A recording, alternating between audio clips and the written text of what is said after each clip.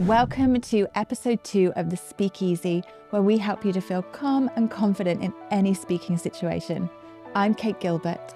And I'm Mike Sargent. And as well as listening to the podcast or watching us here, we'd love to see you in person at one of our workshops, and you'll find the details in the comments section below.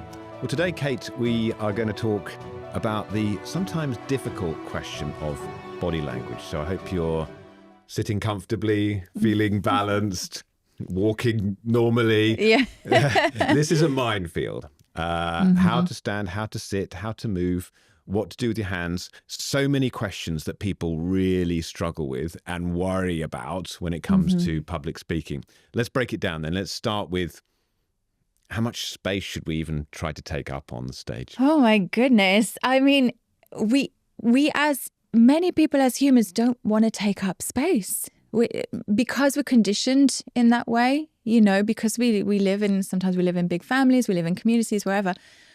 We can't take up loads of space. It's different. You'll find it's quite different in America, actually, where they have a lot more land. People kind of tend to be a bit bigger. They can even be louder. But particularly in England, if we're focusing on where we are now, and if you think about London, we've got to kind of keep small to fit our surroundings. So going on stage, we often still go on to stage with that feeling of not taking up too much space. We're often conditioned as children as well. Don't talk too much. Don't be too loud. Don't be too outspoken. All of these things contribute to us playing small. But that doesn't work when we're speaking. People want to see a leader up there. They want to be led. They don't want to be in the audience feeling uncomfortable because the person on the stage is feeling uncomfortable and trying to keep things small. Like, it's in everybody's interest that when we go into a speaking opportunity, whatever it is, that we start to think about, I'm here, I'm going to take up some space. And the easiest way to do that is with our body language. And we shrink into ourselves a little bit when we're in the spotlight. And that maybe is linked to a lack of confidence or not feeling composed or not feeling comfortable in that moment to express ourselves physically. So there's something wonderful we can do with our bodies. If we need to self-protect, if we're feeling uneasy, we will probably cross our arms, we'll probably hug ourselves. Closing, it's self-soothing, but there's a subconscious thing where people can read our body language. We can all watch someone walking down the street and we can tell if they're having a good day, if they're having a bad day, how confident they feel in that moment. It's all signals that our body gives off to other people, and we read it. So your audience are going to read it. So if you go in and you're feeling a bit hunched and you're a bit tense, they're going to see you as someone who's nervous or who's not very confident. And when we think that about someone, we start to question why we should be listening to them. So it's so important that we fake it. If we're not feeling it, we have to fake it. And we can fill a bit more space around us than perhaps we feel we can at the time. But we don't want to invade someone else's space. We don't want to step too closely towards them, presumably. But we can fill the circle that is around us a little bit more fully than maybe we think we can. Exactly. I remember when I was acting at the Royal Exchange Theatre in Manchester, and it's a beautiful theatre in the round. And I was watching some of the other actors, and I remember the director saying, you have to act through your back, and I was like, is that even possible? But they did. And I watched everyone else do it, and I had the experience of doing it myself. You just kind of make yourself slightly bigger, even like you kind of think 2 inches bigger everywhere, so that you radiate out presence. And that's what we need to be. And that's what your audience are looking for from you when you go on stage. So it's avoiding things like folding your arms, having crossed legs makes us, that's self-protection. So if we can have a more open stance, particularly when we start off, that gives people the signal, they're confident, they're happy in their space, they're taking up space. We see it from Olympic athletes, don't we? When they win the race, they've achieved something that they've been working on for so long. And what's the first thing they do? They just put their arms out and their head goes up. That's how we feel when we're in our best moment. So if we want to go on stage and feel good, trick our brains into thinking that we're feeling good, just shoulders back, head up, take up a bit more space. Absolutely. And this brings us on to gestures, which again is a subject where people, there's a lot of confusion out there, and people think there are certain gestures that speakers should do or shouldn't do. They should, palms up, palms down, determined gestures that match what you're trying to say. This is an opportunity for speakers to use their full physicality. It's an opportunity for speakers to use their bodies to communicate as much as their voice and the words that they're saying. But there are also huge risks with using gestures in a way which seems too robotic on stage, which seems too clunky on stage. And this goes back to one of the points that you were alluding to there, Kate, which is about feeling, feeling your presence in the moment, not just kind of analyzing it from this is the right body language or the right gesture to do at that time, but what am I actually feeling? And when you say that, you can tell if someone's having a bad day. You can tell, body language is a dead giveaway when people get it wrong. That's why to do it well, we have to try to feel the emotion. So if we want the audience to feel welcome, we have to feel a sense of, I want to welcome this audience. I'm happy that you're here.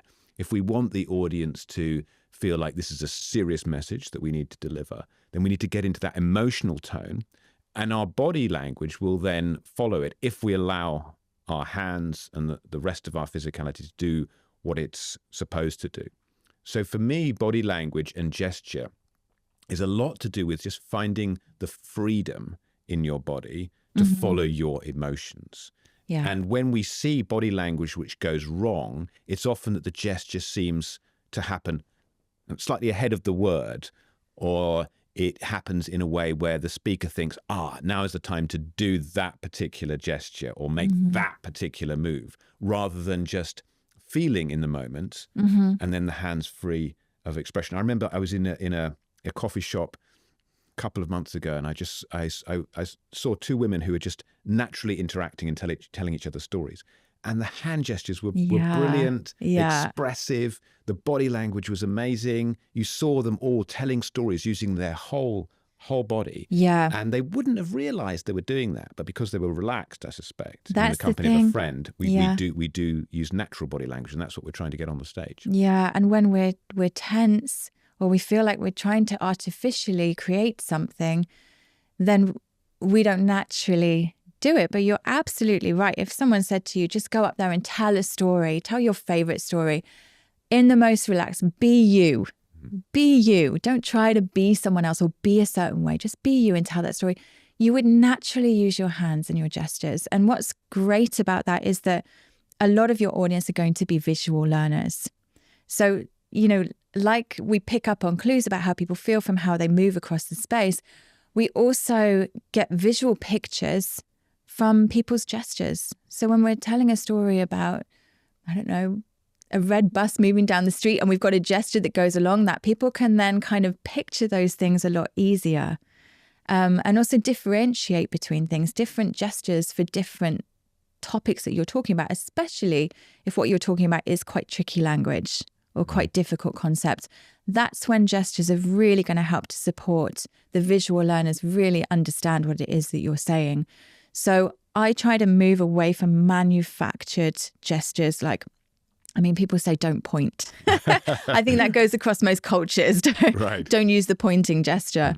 But I do think that gestures should support what you're saying, and that should be your main aim. And I'm fascinated always by where communication comes from. Does it come from words in your brain? Does it come from your heart? Does it come from your gut? Does it come from the audience and flows through you and back to them? Yeah. Does it come from above? Where does it come from? And I feel, I've got no scientific evidence for this, but I feel speakers get into trouble when they're just processing in their brain.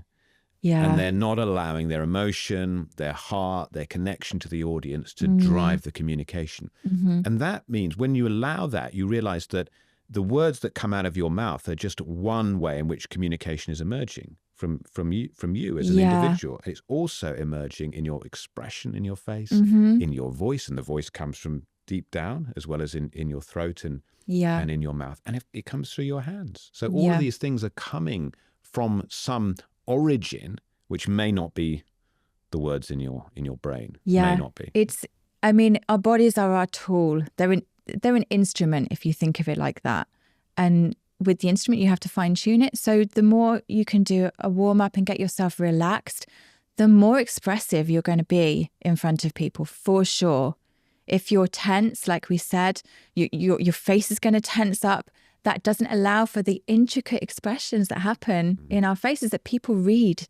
We read our faces, we read our gestures, our body language, like you say, and that in itself communicates and tells a whole story. So the mind, body, spirit, if you like, as well, connection is all important. Yeah, absolutely. And I think with the mind as well, if you think about feeling unhappy or feeling a bit down that day, your body is going to mirror that. So if we can, in the reverse of that, make our body smile when we don't feel like we want to, we can start, our mind goes, oh, we're happy. Okay, fine, let's be happy. Right. Yeah. So you can trick your mind just by going, the power pose, they call it, just doing that. Stand up taller, taking up feel space. You smile, you start to feel happier. Your mind is going to go, oh, okay, we're feeling confident. Cool, let's do that. Yeah. So always be aware of your body, what it's doing and how you're feeling when you go into something, and see if you can do something to open up more, take up more space, put a smile on your face, try to relax. All of those things. The breathing techniques are perfect for that as well. And that will just help you as a speaker, like you say, to react in the moment, to be spontaneous, to be present with the audience. Because when we're tense, we are not present. We're in our heads. Yeah, powerful links between motion and emotion and our physical natures and the way in which we impact our audiences. Absolutely. Let's talk about movement on stage. And this is always a question that I get. Should I stand still on stage or should I move around? If so, how much should I move? When should I move? All these questions come again. And I'll give you my thoughts, and then please chip in.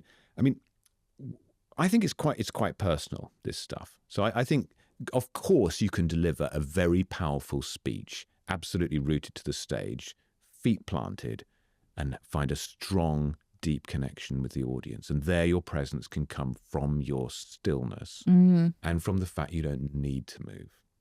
And you're comfortable being absolutely fixed. Your feet are concrete. They're rooted to the stage. And you see many TED Talks are very effective, standing in the circle, not moving very much. That said, I often give my clients the advice, try to root your feet as much as possible. But then I find myself breaking my own advice. So I gave a talk last week, and I wanted to be still in the middle of the stage. I wanted to find that deep, intense connection with the audience. But of course, I started to move because I'm a physical speaker. I like to move, to physicalize. I like to move between scenes and between sequences when I speak, and that involves a little bit of movement on the stage. So if you feel the need to move, move. The problems, I think, come when people are just moving non-stop because they're nervous or because they feel it makes them more charismatic. They're not moving for a purpose, emotional, or in terms of moving the story on. And there's one speaker I worked with a few years ago, and he was just constantly back and forth. It was like a tennis match. He was going backwards or forwards on stage. And it was very hard to watch because you think there is someone who is nervous, unsettled, they're not calm in themselves, they're not comfortable in themselves. So for me, a speaker who is comfortable, whether they're moving or very still, can captivate an audience. And ideally, you're moving in transitions, you're moving to demonstrate some kind of progression in the content that you want to give. But it's not always possible, as I've found myself. What are your experiences? Yeah. I think, obviously what we're trying to do is stay away from that distracting movement that is coming through the adrenaline that's pumping through our body or the nervousness that's coming out in our body of trying to get off the stage basically is probably what our mind is trying to do. So that's why we get this dysregulated movement going on. And it is distracting for the audience, and it will give them those subconscious signs of that person's not comfortable. So just keeping your feet rooted. If you're someone that moves a lot, I always suggest just keep your feet planted. And then we can focus on your gestures, your facial expressions, and your words, So that's a really good reason why you should just stay planted if you're someone who tends to move a lot. But not shuffling your weight between your feet, not trying to do anything, playing with your hair, whatever that's going to distract your audience. However, particularly if you're on a big stage, I mean, it's so nice to see a speaker walk to different parts of the stage because we get bored looking at someone in the same place. So to see them move to address the left side of the audience, if you're in that left side of the audience for a minute, you're like, oh, they're here for me, and then they move back to the other one. And I think also as a speaker, if you have a lot to say or a big speech, it is easier to kind of map it out on stage physically so that you kind of remember. It's like motion memory. You can remember what you were saying at each point. So when you move to the stage to the left, then you remember, oh yes, now I'm talking about this. And this is what actors do. That's what actors do. So it can be a mapping exercise that can help you as a speaker just to remember what you're doing. I think the other thing I was thinking about, I had a client the other day do a big speech in New York, and he had a podium and everybody was standing at the podium. Now I see the podium as a barrier between the speaker and the audience. Like you've kind of lost part of your connection once you put something in between you. So I said to him, why don't you take the microphone and walk out into the stage? And he did that. And afterwards he said to me, someone, a CEO from a company who was there called me and said, Mike, you were the only one that I was engaged the whole way through because you made it interesting and you moved on the stage and you took it out and I felt like you were really connecting with the audience. And you can come towards the audience at times, but you can get a bit lost at the back of the stage. That's something. I would say that's a black zone. To the back, and then you can lose the audience. Yeah, but you can, if there's slides, if there are things to gesture to, you use that on stage. Yeah, and don't feel you always have to give your focus always out to the audience. It can be a little bit back to what you're talking about, or to other people who are on a panel, for instance, or to a moderator. Yeah. So what about the question of eye contact then?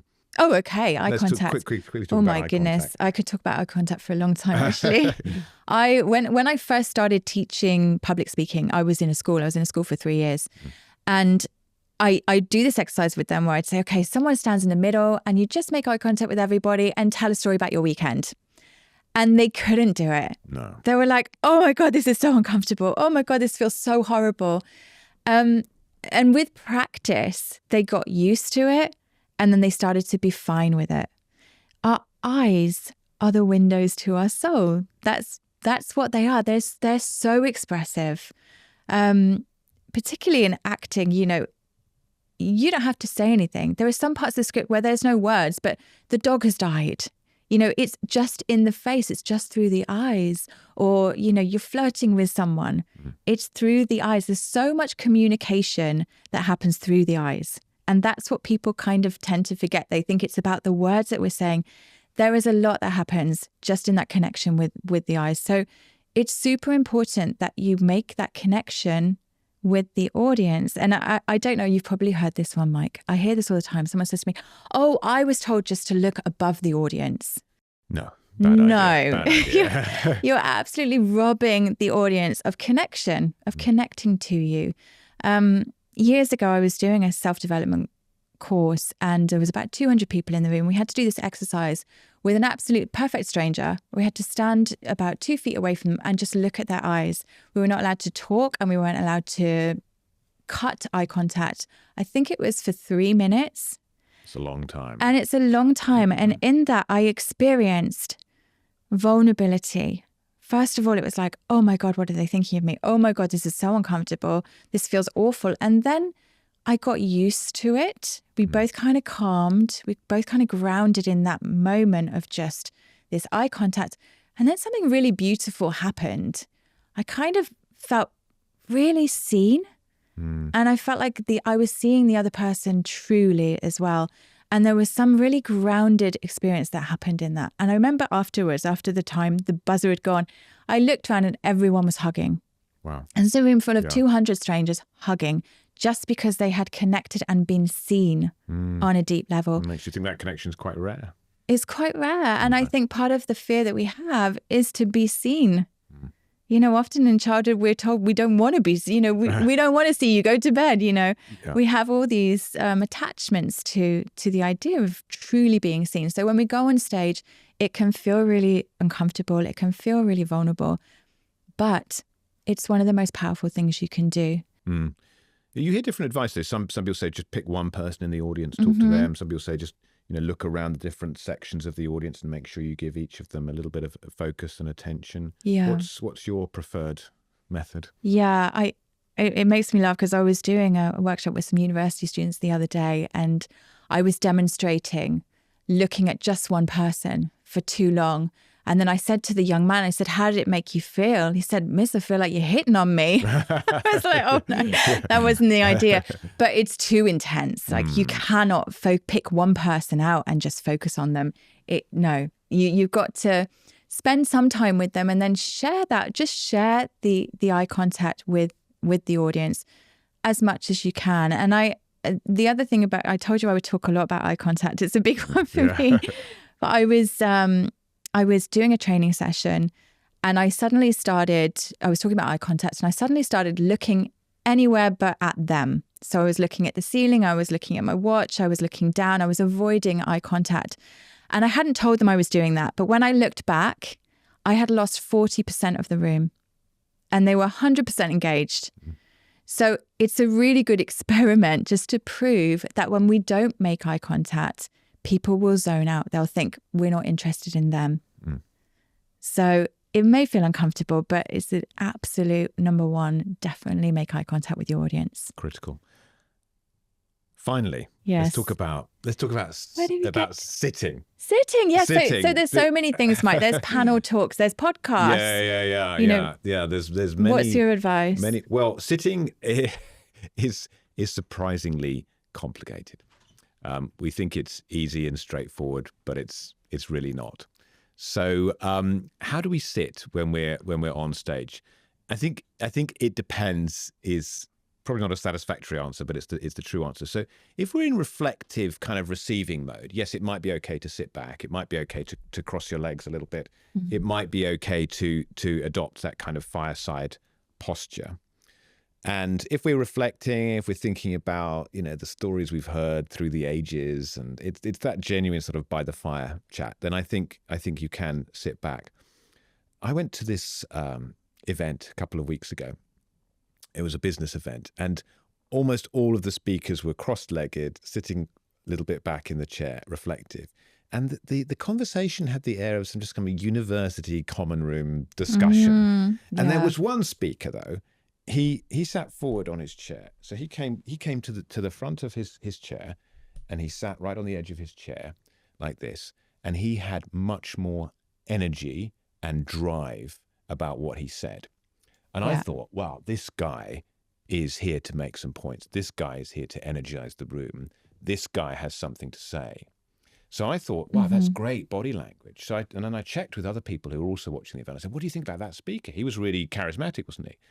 But their view was, no, he was too dominating, too direct, trying to be the alpha on the panel, and they felt that was intimidating. So we need to calibrate these things right. But the point about sitting is that we've got to feel comfortable, like any other aspect of body language, and find a point of balance. So if you're in an armchair, it's very easy to be that sack of potatoes in the armchair, sitting back. You're making me want to sit up now, Mike. And we always think, are we sitting up enough? Is it too much? But if we're balanced on our sitting bone, and it's quite hard to demonstrate in a comfy armchair, but if it's more of a flat surface, we want to find that point of balance where we feel like our head is directly above our sitting bone, and our body is neither wants to go backwards nor go forwards. It's at that point where we are comfortable. Hands can be on your knees if that feels comfortable, but people get into all sorts of difficulty when they start clasping chairs, when they start holding their hands, when they start grabbing things, when they start playing with the microphone even. So there's lots of pitfalls in all of this. But for me, it just goes back to what is comfortable, point number one. Point number two, what is your intention? How do you want to show up? Do you want to show up as a reflective, thoughtful listener? Do you want to show up as someone of action and intention and energy? Is this a person who gets things done, who's here to shake things up? In which case, your sitting position will be very different. But I don't know. What are your thoughts? I think it goes back to that mind-body connection again, doesn't it? You know, I think so. I think of my dad. Okay, so he's retired now, but he was, you know, the financial director of whatever. So you know, even at breakfast, he'll sit back and he'll lord it, you know, over everyone, and it's like, well, it gives a certain persona, that kind of thing. And I think we have got to be mindful of how we sit. It makes a difference to how people perceive us and how they think of us. And again, like we said earlier, we're there for our audience. So I think if sitting up just gives a bit of respect to the audience, like we're here for you, I think that's a really positive thing. It's almost a shame that the guy was sitting forward and everybody was sitting back. It probably made the contrast between the two of them even stronger. You know, if everyone had been slightly more upright, it probably wouldn't have been such a huge shift. And so much of this is down to the chairs. When you look at the chairs that you have on stage, sometimes you have those very awkward high stools, which are a nightmare to sit on. Often you have these huge armchairs that you just sort of sink into, much bigger than these. You kind of want something in between. And let's remember there's women in dresses and skirts, you know, so it's often I think, well, we've got to cross our legs or cross our ankles or something just to be a bit dignified. Right, yeah. So you've got to factor that in as well. And high stools and dresses are a nightmare because you don't really know how to sit there. So yeah, it's definitely one. I think just keep your energy up and stay focused as much as you can. And this goes back to the point of the voice as well. Oh, of course. If you're sitting in the wrong position, if your voice gets contracted, if you haven't got enough room to breathe, so you've squashed your middle too much, you've squashed your lungs too much, then that's going to affect your voice as well, and you're going to lose your resonance, you're going to lose your power, and your breathing's going to be badly affected. Absolutely. I think our energy tends to go down into the floor when we're seated. That's why it's so great to do presentations standing. And people even say when they're in a boardroom, they're like, can I just do it sitting?